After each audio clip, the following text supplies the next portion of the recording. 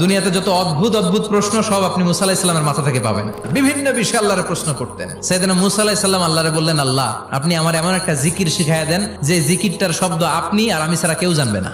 দিনে রাতে সব সময় এই জিকির আমি করব, আপনারে ডাকবো, কিন্তু শর্ত হলো এই জিকিরটা জানবে শুধু আপনি আর জানবে শুধু আমি। আল্লাহ বললেন, মুসা পড়ো লা ইলাহা ইল্লাল্লাহ।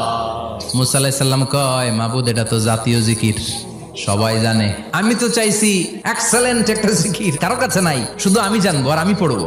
আল্লাহ বললেন, মুসা এই লা ইলাহাকে যদি এক পাল্লায় রেখে দাও, তাম বিশ্ব, 7 আকাশ 7 জমিনটারে তুলে যদি তুমি আরেক পাল্লায় রেখে দাও, লা রাজাহাত কাফাতু লা ইলাহা ইল্লাল্লাহ, মুহূর্তের মধ্যে লা ইলাহার পাল্লা ভারী হয়ে যাবে। ও মুসা, তুমি যতই এক্সক্লুসিভ জিকির চাও, লা ইলাহার চেয়ে দামি জিকির আমার কাছে নাই।